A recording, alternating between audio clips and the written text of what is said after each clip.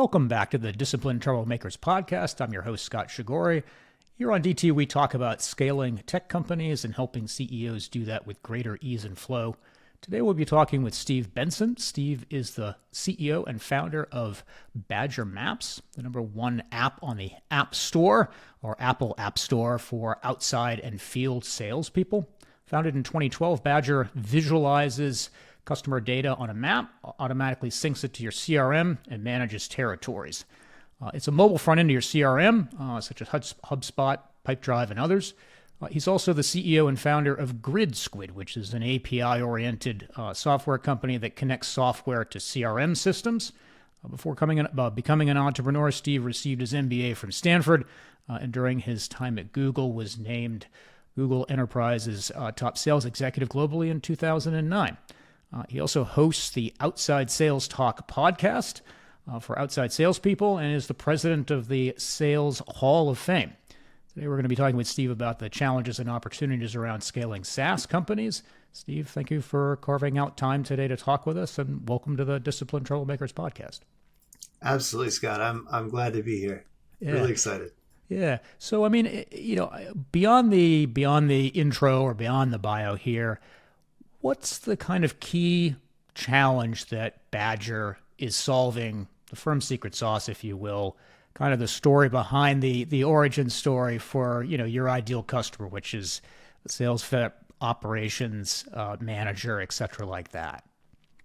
Yeah, so my background was in field sales with technology, mm-hmm. and my last gig was at Google. My last thing I did before starting a software company. And so I can't really call myself a creative genius or anything. So my background was in sales, and I was working with the Google Maps API, and I connected the two basically. So I was like, hey, I understood the problem, and I understood the thing that would solve it, mm-hmm. and then the timing was right as well. Zoom back to 2012, mobile was really in its infancy, and so very few people are as mobile as field salespeople, so they really have mobile problems, and they needed a solution of this nature on their mobile device. So mobile devices actually weren't strong enough at the time to run software like this. The first version of Badger it was only in the browser, and it was only on iPads, not phones. The phones were too weak, but we knew the phones were going to get there, and sure enough, a year later they did. Yeah. No, that's always interesting. Yeah, to take it back to that period of time. That is true. I forgot when I got my first iPhone. It was an iPhone 3, and a wonderful device. I was made the jump from Motorola flip phones, of course, like many people did, and it did so much I would have never even thought about, again, the challenge, the technical challenge, or just having the lack of, quote unquote, lack of capability, even though it was an enormously capable device at the time. But I would imagine for sales reps, if prior to that, they wouldn't have even had an iPad. So to have that, even if it was a bit cumbersome, would allow so much more opportunity to do many things and genuinely see it as well visually. So I can imagine that. How did you? Because I didn't see it on your website and in my research. Out of curiosity, why did you decide on the name of the company, Badger Maps? Once again, I wish I could claim to be a creative genius, but I went to college at University of Wisconsin, so yeah. I am a Badger. And at the time, the Honey Badger had a really good brand going for it too. Like the aggressive little. There was that mm-hmm. video. One of the most popular videos, I think, in 2011 was that video of that badger, and it was like eating the head of snakes and stuff, and it was a good video, really funny. So anyway, the Badger had great press at the time, and I was a Badger, and I hate to admit it, but I'm not terribly creative when I'm naming companies. Like this is, my main company was Badger Maps, and then the next company was Territory Fox, and the company after that was GridSquid, and mm-hmm. so I'm kind of just combining animals with concepts because it's sticky, right? GridSquid connects databases, so software companies that have data, their data connects to CRMs. So it's it's a hub and spoke. So the squid has lots of legs. So you connect to the squid, and then it reaches out to all the CRMs with its legs. Not terribly clever, but there's always an animal, and there's always kind of the what it does. So Territory Fox build sales territories. Also, not genius, but you kind of think of the little clever fox, and it's building sales territories. Yep. It's memorable stuff. Badger maps. I mean, it's a badger. It's an aggressive animal. Salespeople are aggressive. It's a map for salespeople. Badger maps. Yeah. I don't think I'm terribly clever, but but I think animal. I think there's a lesson in naming things. I think too, though. Like people are always just like misspelling a word or adding ly or something, and I don't think it's very memorable. Whereas like, I think someone wrote a book about like the purple rhinoceros or something, and it was like you can't forget a purple rhinoceros. Yeah. Sadly, the book might have been about a purple elephant, but I'm not sure. But anyway, it doesn't matter. It's a very sticky concept in your mind if you include an animal and then kind of the concept in some way that makes sense. Grid, databases, badgers for sales. I don't know what foxes have to do with territories, but it's a good animal. Yeah, no, I was guessing something to do with animals. I didn't know about the university connection. That obviously makes perfect sense. But yeah, I mean, I think, for a lot of tech companies, for a while, it was the ly on the end of it. Now we have AI companies that call themselves a lab. There's definitely these themes, and whether they resonate or work or you remember them is sometimes quite another matter. And it's why I think, thinking about your ideal profile or customer, prospect, et cetera, like that, and what's going to resonate with them and what they care about. Is it something super practical that they can just recall at their fingertips, or is it something more, if it was university presidents or, professors, does it need to be somehow a clever and a pun or something else too? It's just, it can vary a lot. I wanted to make sure that I asked, because it's always world right now. It's important that things be memorable. It's because people are exposed to so much stuff, and then three weeks or 3 months or 6 months later, when they're actually like, oh, that thing was interesting, or I want to talk to someone about it, or what was that thing again? If there's some reason they remember it, it's really valuable. Yeah, no, that's absolutely true. Before we kind of jump into kind of scaling questions, with what you're comfortable sharing, what does, you've been in business now, this is year 13. What does the team look like in terms of, the size, if you've got full-time employees, or maybe they're all virtual, kind of sales size and things like that, and maybe a little bit about kind of growth and what that is as a pretext for talking about scale next. Yeah, so we're Badger Maps is doing just over 8 million in ARR, and we've got 92 employees across Asia. We have an office in Europe, and then we have offices in America. Sales and customer success are out of America. Support and some back office functions are out of the Philippines. Engineering and product out of Europe. Nice. Yeah, that was. I was guessing because I knew you had been around a little while. I didn't realize your team would be quite that big. That's both global and impressive, and just to be centralized around those particular areas is interesting. There's, as you well know, so much discussion around onshore, nearshore, farshore, and then how to go about thinking about those things, and then depending on which markets that you're in, how do you even structure the organization? Where should that be, optimized if you're going to focus on that for tax or various and sundry other sorts of things. So it's always an interesting conversation around, again, trade-offs, where you could find talent, again, all of those particulars, which there's a lot of complexity there. So, well, I can talk about anything that you think your listeners would be interested in terms of those topics. I mean, why did I choose where I chose, how that evolved, and what's gone well, what hasn't. Any of those topics, if they're interesting, I'm happy to. Yeah, let me kick off with the first one, just for a bit of context. Given that we're at the end of 2025 and the final quarter, et cetera, like that, what does scale look like to you and the team right now, given an established global footprint, et cetera, as to what that looks like for you guys over the next, let's say, 12 to 18 months or so? Well, I guess we're at an interesting time when I think about that. Like, it's the least predictable that we've ever been, really. And we've always kind of grown slowly and steadily, right? It's like we've never had like a massive breakout year. We've been doing this for a long time. It's classic SaaS, one foot in front of the other. But the bigger we get them and the more complete our solution gets, the more it's like, well, that we could really click into place this year. Like it's your marketing, your messaging, your product, now it's a satellite of products that all kind of work together.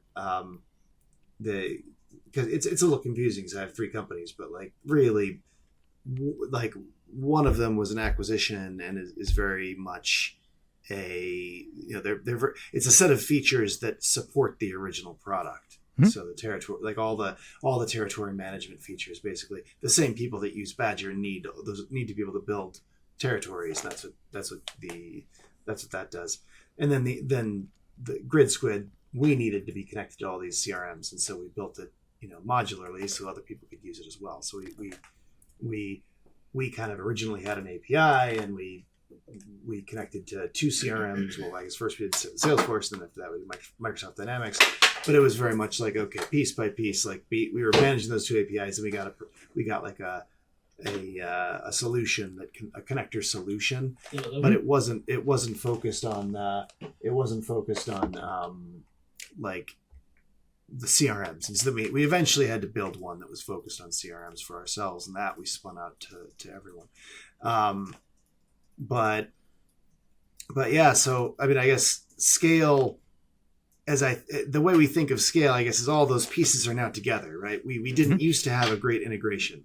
We built that. We didn't used to have kind of the other things around us that we needed to have, and now we acquired them, and then we built some more things, and so now it's like it's all the territory management products that someone would need. And we didn't used to connect to CRMs the way we needed to connect to them. We didn't used to have all the features we needed to have. But I think as we look at scale today, it's like we're trying to have a breakout year, right? And and so that's kind of where you get to 8 million, and you're like, could I hop from 8 to 12 though next year? Because everything, now you have everything in place, and churn goes down because you move up market, and decisions are made more carefully, and they're more stable after they make the decisions, and also your product's better. There's fewer reasons to churn, so it all ends up a lot more stable. So I guess that's how I think about scale now, is how can I get everything working together, and so that we can actually inflect a bit. Mm-hmm. Yeah, I mean, I think that is a very, as you said in the beginning, a very classic SaaS tale in terms of identifying, as you did, and it was very clear what that market need was. You undoubtedly, I'm sure to an extent, wanted and needed it yourself, and then went ahead and built a core product out, found an opportunity to acquire, and then go ahead and do what you needed to essentially flesh out a fully featured system, and do so with the team that you had and grow it. It's just I think a great story that often we hear in the news, Crunchbase of course, elsewhere, where it's the shot to the moon, but for most it's an enduring training session to figure out exactly what is most ideal, what resonates, what works, what people care about, and then being still able to hold on to the original,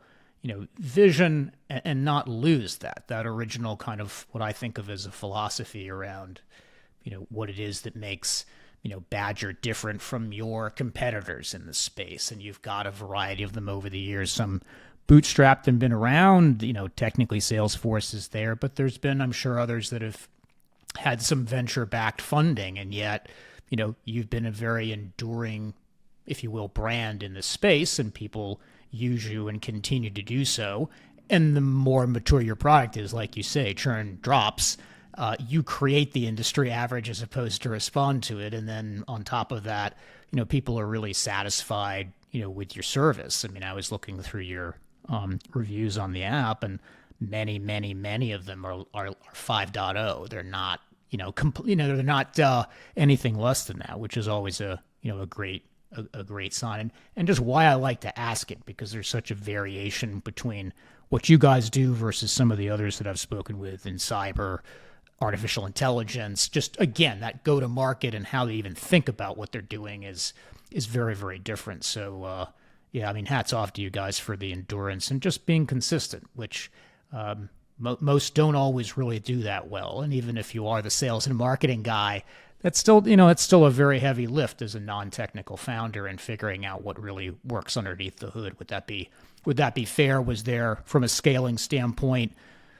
even with all your Google connections early on, has there been, a need for you to understand the technicals in a way that has been even you scripting and things, or is it a case where you've drawn the line, a boundary, and then found other people to help you out, such as a CTO or something like that? Yeah, I've been very fortunate that I've been able to keep boundaries and lines around what I do, and I try not to even get dangerous in areas of the business that aren't my areas. So, I think it's much a team of two people where one knows a lot about sales and marketing, and the other knows a lot about product and engineering, is a lot better off than two generalists working together who are jacks of all trades. I think there's most startups are two people to begin with or three people to begin with, and there's a good reason for that, because it's very rare that someone would be really great at engineering and also an amazing salesperson, or also have meaningful experience in marketing, right? Usually people are focused on one thing. I mean, and you do see people like that every once in a while, and my hat's off to them, but I'm not that good at that many things. So I remember early on in the businesses, I was sitting there and I was in a meeting. It was me and the CTO, and I had hired him pretty recently, and he was at the whiteboard drawing a bunch of things, explaining to me something about database architecture, and after talking for like 15 minutes, he's like, "So what would you like me to do? Would you like me to go with this direction or that direction?" And I was like, No. I'm not.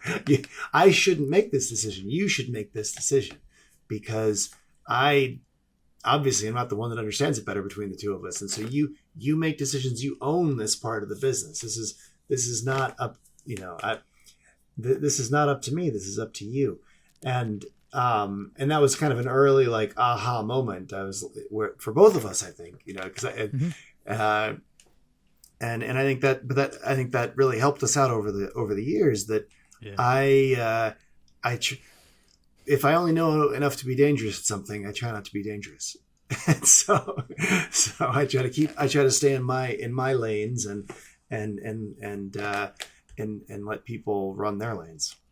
Yeah, no, I think, it's a really valuable skill set to have, because oftentimes you are, I've seen teams that are looking for genuine validation from each other, and whether that's just because you do want the feedback, you maybe want to feel safe and you want buy-in and everybody, feels really comfortable with something, versus a situation in which, the founder or or the CEO or one of the founders is very autocratic. I mean, there's all sorts of ways of organizing humans and resources and time. So I think it's very hard to micromanage people that you're not an expert in their area.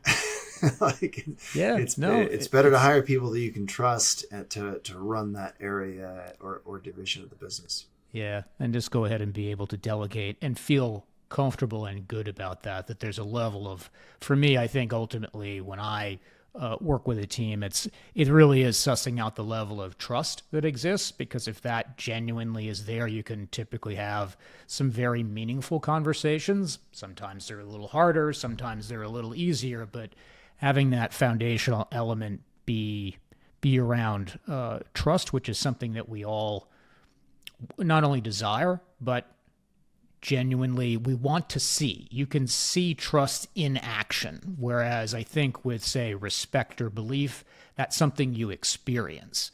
But the trust is a tangible thing. You can actually see it in motion, which I find enormously, even, on a personal level, enormously valuable and stuff like that. So no, that's always, and a very classic story too, of trying to figure out what is the right choice. I came up on the networking side of things before pivoting over into the strategy side of things. And yeah, I had all sorts of conversations, A or B, here are the trade-offs, here are the benefits, here are the other things. And it wasn't always about the client. It was just trying to solve a pretty critical problem at the database level or networking level, stuff like that. So it's nice to be able to, to chat about that a little bit.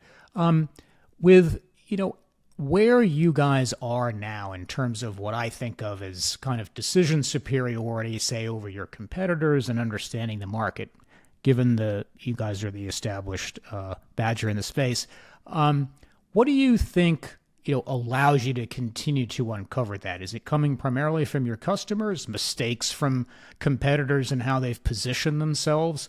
I'm always curious to see or ask about scale in the context of kind of the intel behind, what it is that the company might be doing. If you've got, an angle or something like that, maybe several of them. But I always like to ask if you've got some feedback there.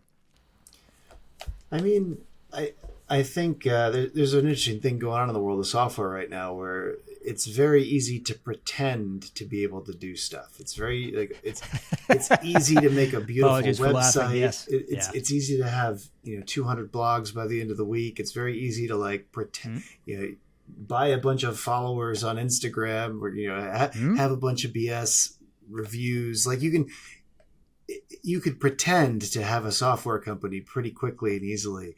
Mm-hmm. What remains hard is actually building a great product. And even if you're just copying someone else's product, which you see all the time today, right? Like this company just ripped off this company and rebuilt their product, but it's really hard to do because if someone has attained any kind of scale, because not only have they already built it, but they have a whole engineering team that now has expertise in it and is always building the next thing. And so every time you come up against them, it feels like they're still 5 years ahead. And it's like, well, yeah, they're still 5 years ahead. And so it's really, even if you price 25% cheaper, it's like, but no one wants the thing that's 5 years behind for 25% cheaper, right? Like we have a competitor that started years after we did. And I met with them pretty early because I think they wanted me to just buy them. And I was like, I'm not going to buy this. Maybe I should have, I don't know, but it wouldn't have been for much money because I didn't have a lot of money. But our space isn't that big, right? It's like, and I'm like, I'm not Salesforce and you're not Zoho. Like I'm not leaving there's not like a nice business in my wake or at the bottom of the market.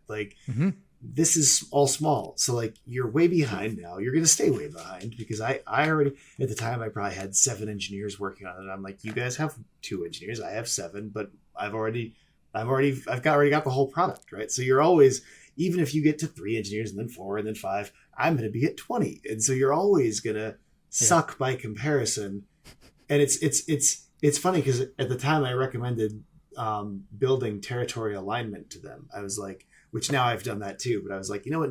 Here's what you guys should be doing is looking for a different area that's right in the same space, but a niche for yourself. Do something new.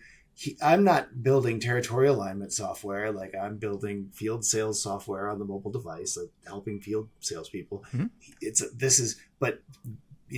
People need their sales territories built, and there's not good software for this. It really kind of sucks. I've looked at it. I kind of vetted the space. I don't have the resources to go after it because I'm kind of focused on my thing. But I think you guys, if I were you guys, I would solve that problem instead of trying to ankle bite. I'd solve a new problem and create value.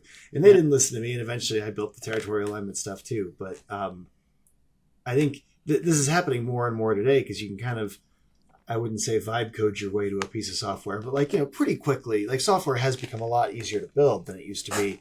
Mm-hmm. And I probably have 10 competitors. And it's funny because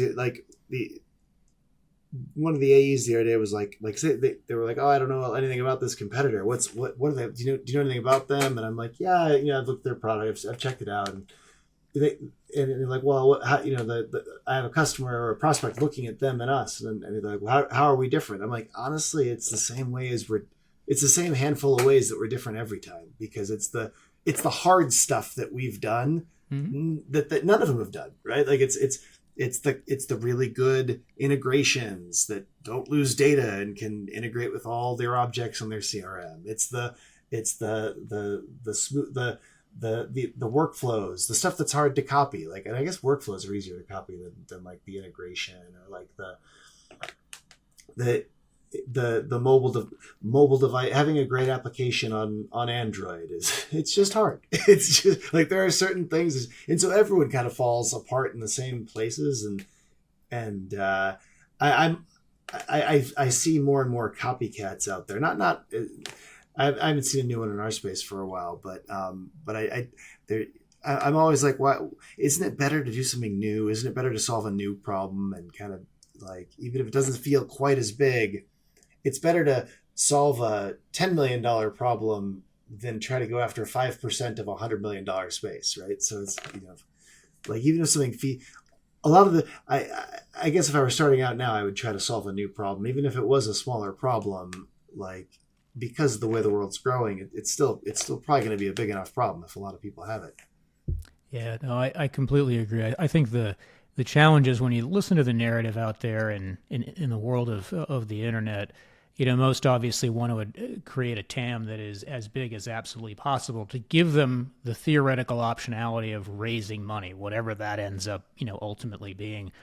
And so they have one foot in the fire and one foot on an ice block, and on average they should be very comfortable and have a comfortable opportunity before them. But the truth is, by failing to choose, they really don't have any options. And to your point, where if you're going to try and be in a particular space that is well established, that's not completely undefined, do find that problem that somebody has and that you can complement with others, rather than try and expend resources. And if you don't have the unique understanding, which they wouldn't have probably at that particular point, why try and bite that thing off? But people, teams do feel, I think, a need to do that. There's ego involved, obviously, there as well, and then a desire to figure out, okay, am I really about serving a customer, or is my real goal to try and raise money so I can get on Crunchbase and feel validated in some way, and then I'll figure the other stuff out, because now, of course, I have money, even if I had to sell, I don't know, some chunk, 20 to 40% of my company in order to theoretically achieve that, and hopefully not run the ship or the plane into the mountaintop. So yeah, and there are situations where I think that is a great idea and the best thing to do, right? It's like, if like I'm not saying don't compete with Salesforce or don't build the next generation of CRM. I'm not saying that. It's just, but I guess if you are doing that, you have to know that you're doing that. You need to raise a boatload of money and you need to disrupt a space that exists. But definitely, if for some small TAM project that someone else already did and did well, it's probably a bad idea to try to redo it, because it's probably, if you're just kind of redoing what they did and trying to sell it 25% cheaper, like that's probably not going to work well, because maybe in some cases it would work if it was a simple thing to do, but usually I think it's very few things are that simple. There's hard stuff around everything, or else it wouldn't be there, right? Yeah, no, it's really, really true. Kind of as a follow-on question to what we've just talked about here, do you think that there is, or what do you think is most misunderstood by the market today about what your company does? Is there still a misunderstanding, or is it pretty clear as to what, in the market's eyes, as in, obviously your buyers, what they are looking for, and then, or is there something they don't misunderstand about what you guys do? No, there's still confusion, and we try to clear it up with our marketing material, but there's definitely confusion. Like, I'd say half our revenue is probably people using us as a CRM system, even though we say all over the place, we're not a CRM system. You should get a real one. They're really cool. We recommend these ones. Like, but if all you want is out of your CRM system is a system of record, I mean, are we a system of record? Yeah, of course. And are we structured like a CRM system? Of course, we have to be, because what we actually are is a front end to CRM systems that do, and time and time, and we've got that on the website. Like, we're a front end to CRM systems.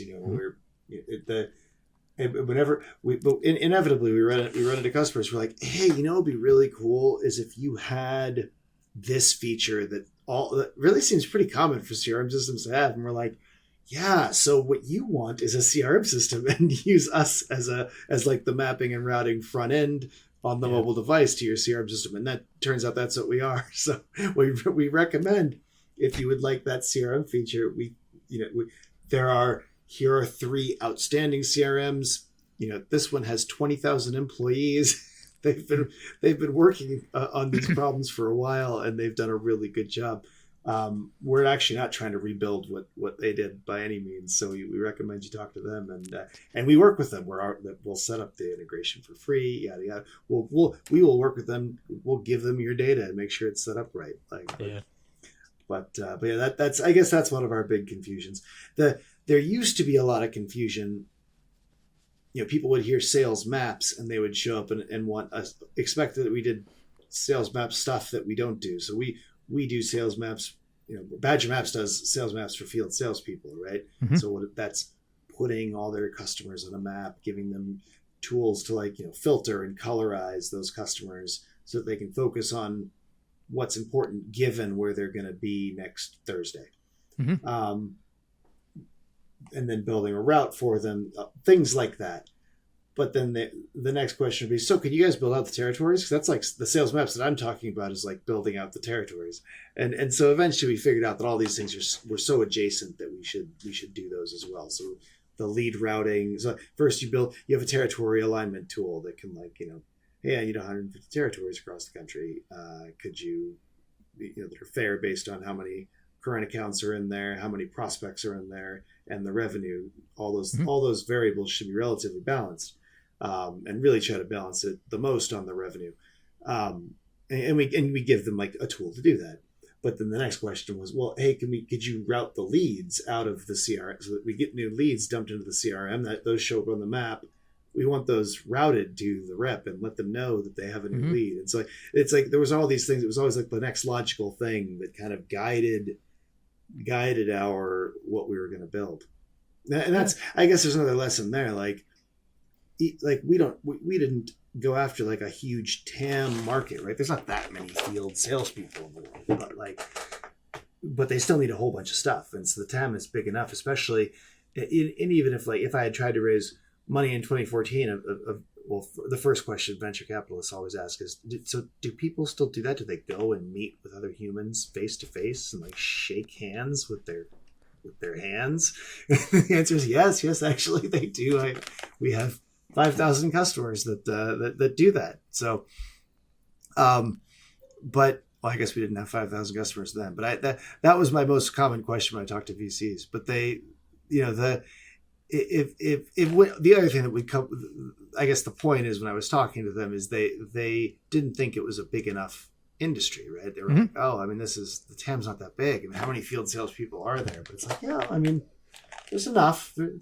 They're around the world and they're in lots of industries and we're not just going to do this for them. It's like we can add on all these other services. And I guess that's if you can find a small niche of people that you're creating value for on one thing, good chance there's other things that you can layer on. Software is very extensible a lot of times like that. And so now we're doing I don't know if you wanted to split the thing out. I mean, a lot of it's bundled up, but it's probably 12 different things and we sell 5 of them separately, but yeah, no, I mean, that's a very classic Bootstrap story, is to land and then by listening to customers, which is what you've just said, you've gone ahead and said, okay, let's go ahead and solve that problem for them, and not just add it as a feature, but it's something that everyone is asking for and wants, and it makes perfect sense.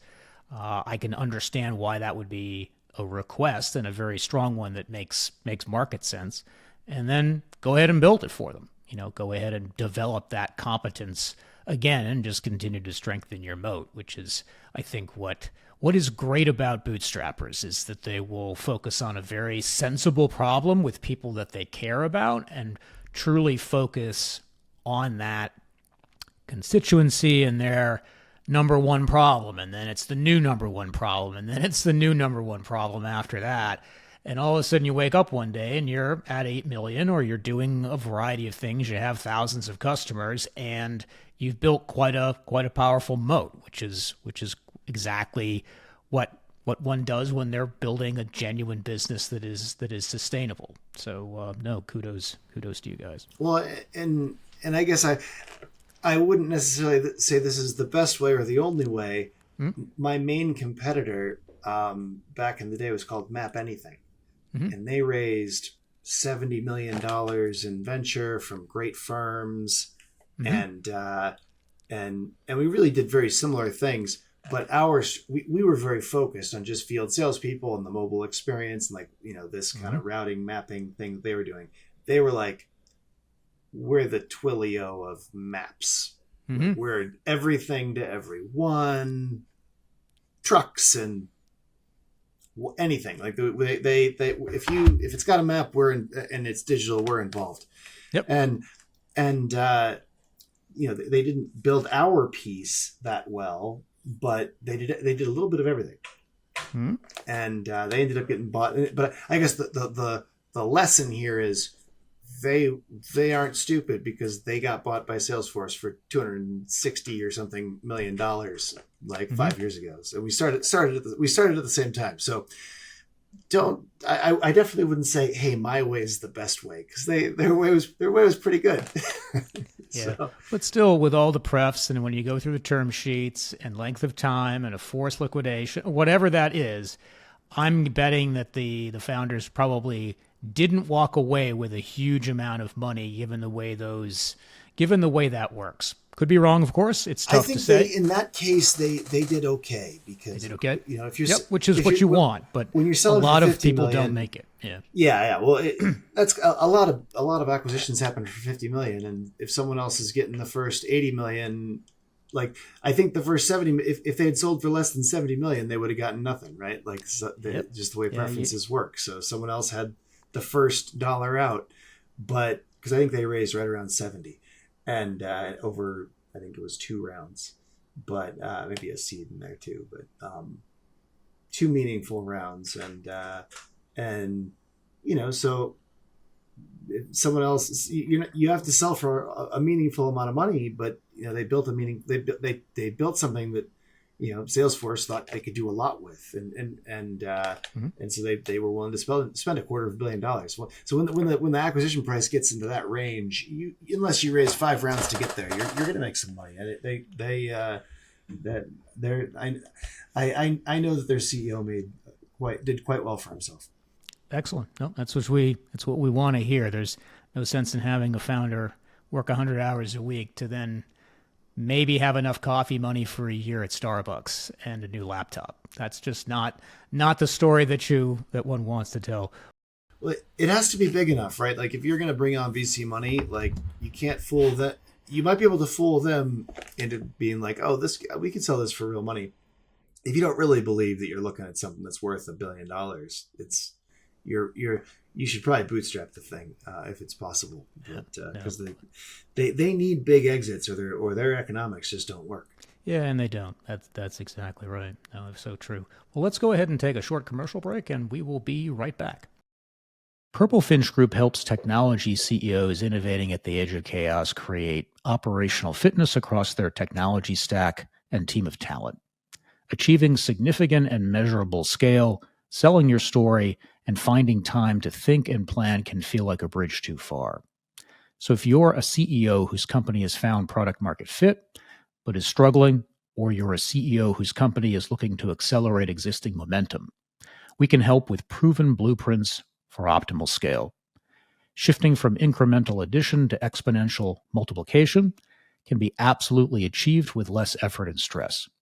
To get in touch, I can be reached at Scott with 2 T's at purplefinchgroup.com. Now, back to the interview.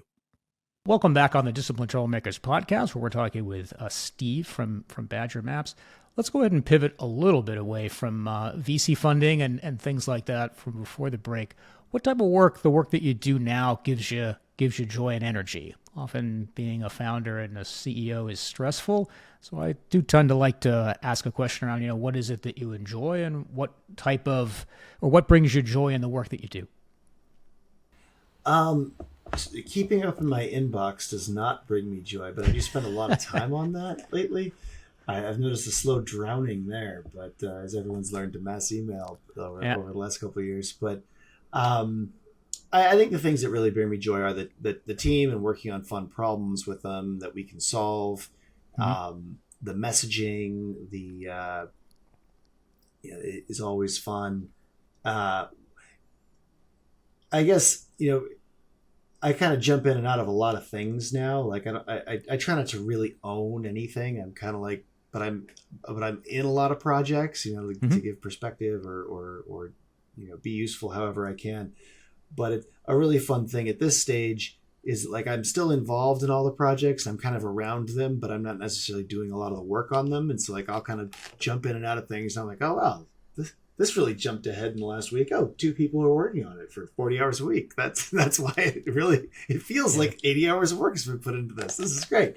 So I think that's one of the really fun things at this stage is just like how things are just happening. It's like this project that, you feel like you're accomplishing a ton, even though it's like your fingers never touch the keyboard. Like so that's fun. But it's definitely a complex stage in a business because you're not making enough money to have all the executives in place that you would need, all the ownership, the team that you need to do everything. So that there's still a lot of random responsibilities and things that like I don't have a CFO, and I'm not good at finance or accounting, so that's sad that I am the CFO. It's very sad because I'm not good at it. So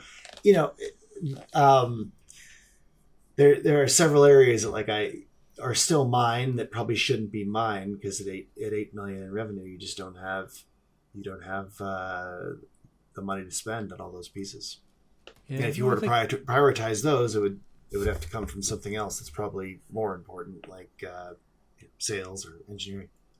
Yeah, and most technology companies, they spend a huge amount on engineering for very understandable reasons, whether that's the cloud-based infrastructure combined with a team and so forth like that. As an aside, if you happen to be open to a virtual or a fractional CFO, I have 2 that I could certainly recommend to you if that was a value. I think with a very understandable trajectory around prioritizing sales and marketing, which is yourself, and then having a high quality CTO, really gets you very, very far down the road and allows you to go ahead and build the critical areas of the team for SaaS that is absolutely essential and can theoretically be outsourced. You can fractionalize that as well. To an extent, but I think having real domain expertise, whether it's yourself or it's obviously somebody else on the team, is essential for long-term viability and for genuinely building out the core product and then being able to add to it. So if you're the seeing and listening with customers and clients and things like that, which obviously are, and then you've got a team around you that can go ahead and develop that with whatever that structure looks like, you're 3/4 of the way down the road and able to do a great deal and, if you will, conventionally pivot in ways that's meaningful. But the other pieces, they tend to come quite a bit later. It's not something that immediately falls into hand. Again, I think it's just the narrative. I'll call it the Crunchbase story, where again you drop 25 million into something, or that's what you get as a check in theory, and then you can hire all these people, but you don't even know whether they could work together, and some work out very, very well. They're fantastic, but a lot of stories, they blow up. They blow up for all sorts of reasons. So sometimes the slow and steady was worthwhile. It's in a lot of ways it's easier. Like you would think that if someone dropped a bunch of money on you, it would make your life easier. But I think in certain ways it makes it harder.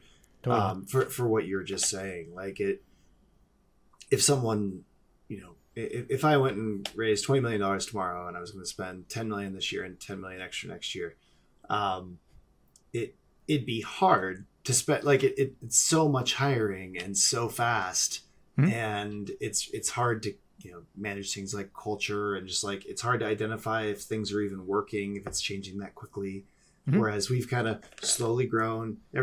It's not that we don't make missteps, but when we make a misstep, it's like, oh, I see what the misstep was. It's like that's the thing I changed. If you change 16 things at once, you can't tell where you went wrong. It's harder to tell it. And I think it's easier to do a good job on things if you're kind of, if you are kind of doing it at an even pace. It's hard to be so spiky. It's hard to slam things up real fast or slam things down real fast, right? Like it's hard to make those adjustments. So we've always been kind of, following a very straight line. Yeah, no, I think it really makes a great deal of sense, and one that comes to an extent from experience. I think again, there's just a set of narratives out there that can work well for greenfield opportunities, and where it makes absolute sense because there's nothing out there, and you do need speed. AI is I think in certain areas a great example of that as a very current example. But for most others, that's actually not really that true, or that there is more than one path, and to do so with at a steady pace, with whatever that steady pace ends up being, with opportunities to shift and move and understand where the market's going, and what's worked for the team, as you guys do, and there are other examples as well out there. Lots of them is I think just really key, and the core part of it, in my view, is around awareness around the founder and the founding team, and what is it that they think they really want to bite off sustainably to genuinely serve a group of customers, people, community, whatever that composition looks like, that they can sustain. Because if you do stick around, people tend to notice that. And as you've talked about with your churn rates and additional products, that's what's been meaningful to people, and it's enduring. It doesn't go away, which I think is not something we talk in the tech space enough about, in my view. Yeah, absolutely.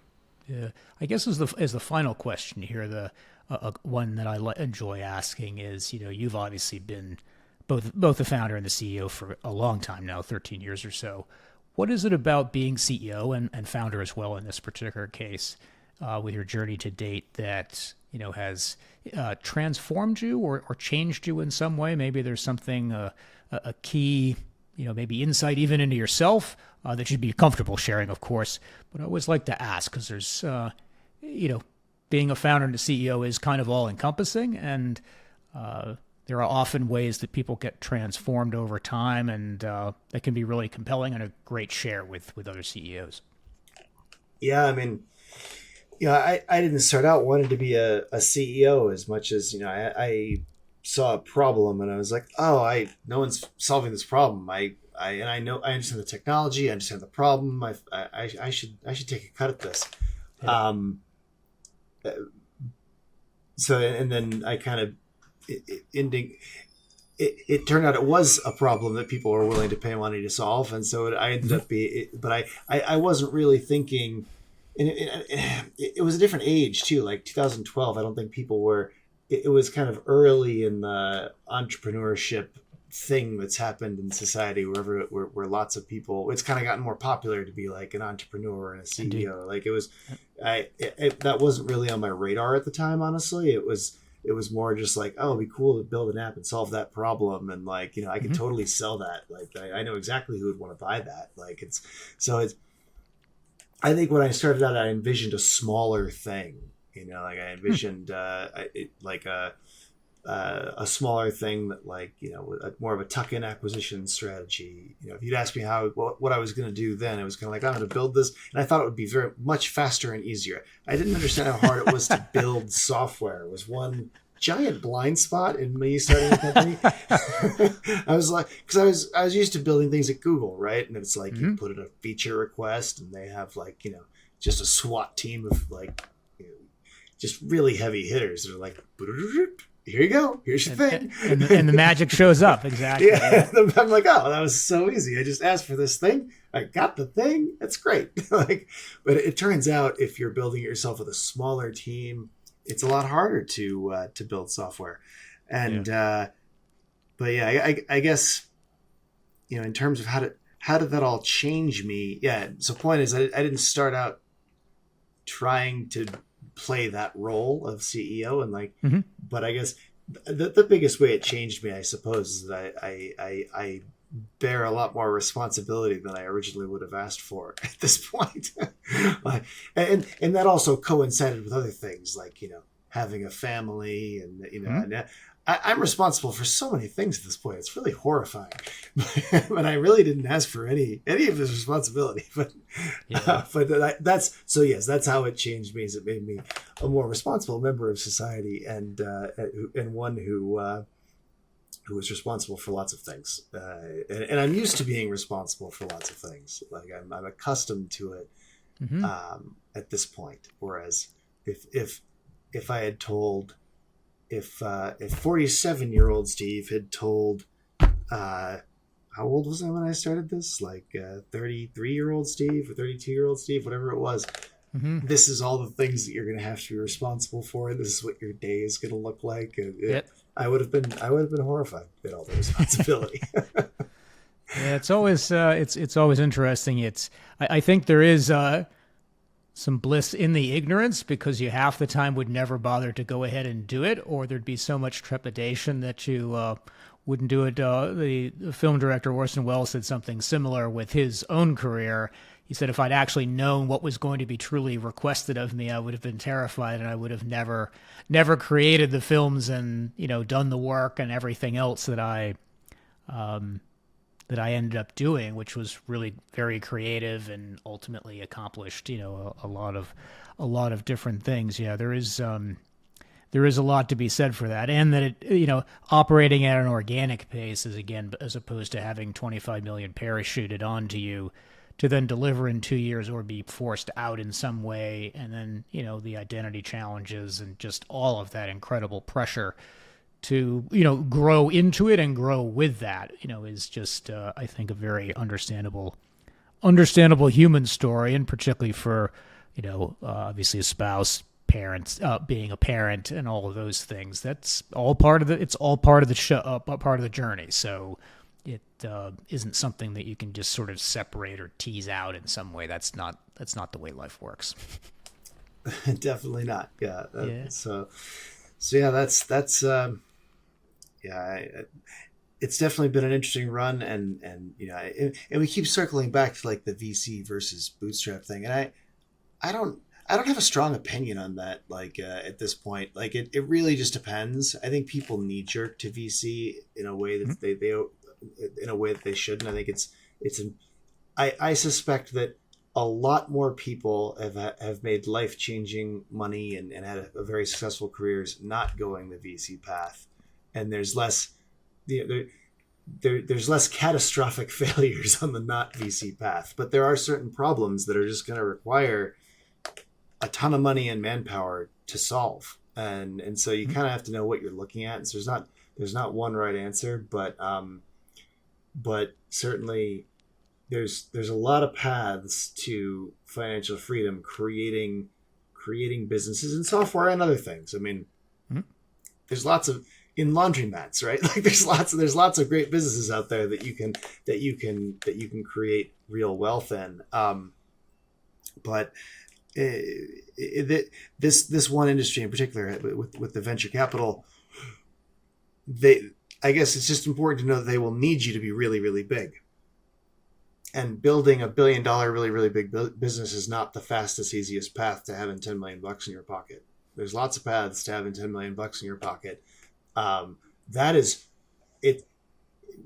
There are, but you can't. It's really hard to make $1 billion business without the VC, I guess, is the other side of that coin. So if you're trying to make $500 million, well, then you really probably are going to have to bring in some. You're going to have to solve a really big problem, and you're probably, to solve a really big problem, you're going to need to bring along some friends and some firepower. So yeah, no, it's absolutely true. I just think to know what field of play you're on, and to know what your playbook's going to be, and to have a clearly understand the trade-offs. And I think with VC funding, private equity, etc., it's just also understanding what their game is and who their real customer is, which are, of course, the limited partners, how they are compensated, and what their incentives are. It's really, I'm a huge fan of Charlie Munger, and sadly recently passed, where he said, always invert, and then, show me a set of incentives and I'll show you a set of outcomes. And it's just, when it just helps clarify and cut through the the noise and so forth, regardless of what it is. It's in business, personal life, et cetera, like that. People are typically very faithful to themselves and their own emotional needs. And so if you can go ahead and identify what those are and connect some dots together, you can typically go ahead and figure out exactly what they might need and whether you want to, satisfy that need or whether you want to run in the other direction. But I would agree. I think, it can be a huge accelerant and is absolutely essential in some cases. But for many, let's say it's probably 10%, and only 2% are going to raise money generally anyway. I just think there should be it would be great if there was a bigger conversation around for the 98%. And there are some, but I think it could end up being a lot richer, deeper conversation. So, yeah, cool. Yeah. How would you like people to get in touch with you? I know you use LinkedIn, but as a sales guy, you might be using other platforms as well. And what would work best for you? Yeah, I'm an old sales guy though, so it's just LinkedIn. So there's lots of new clever things, but that's probably the best way to get a hold of me. Although my LinkedIn inbox and my email box are absolute nightmares these days. But the last 2 years have been, I'm a frog in a boiling pot of water over here. But those are the best ways to get a hold of me are LinkedIn and then email, of course. But yeah, just look up Steve Benson Badger on LinkedIn, and I should pop right up. Yep. Nope. Or Steve Benson Squid. Steve Benson Squid. I actually haven't tried that one. That we'll have to test and see if that works. But Well, it sounds great. Well, Steve of Badger Maps and Squid, thank you very much for carving out time to chat with us today. It's really been great, and to learn about the company and your journey so far as a bootstrapper. And we will be back with another episode very soon, folks. Cheers. Thank you for tuning into the Disciplined Troublemakers podcast, and we hope you found the episode valuable. If you did, please subscribe to the Disciplined Troublemakers podcast on your favorite platform and leave a review. Putting this podcast together is a group effort, so I'd like to provide a shout out to Heartcast Media and their team for all of the assistance they provide with each episode. If you want to get in touch with me directly, I can be reached at Scott with 2 T's at purplefinchgroup.com. Purple Finch Group is the sponsor of this podcast. We have another podcast episode out very shortly. Stay tuned.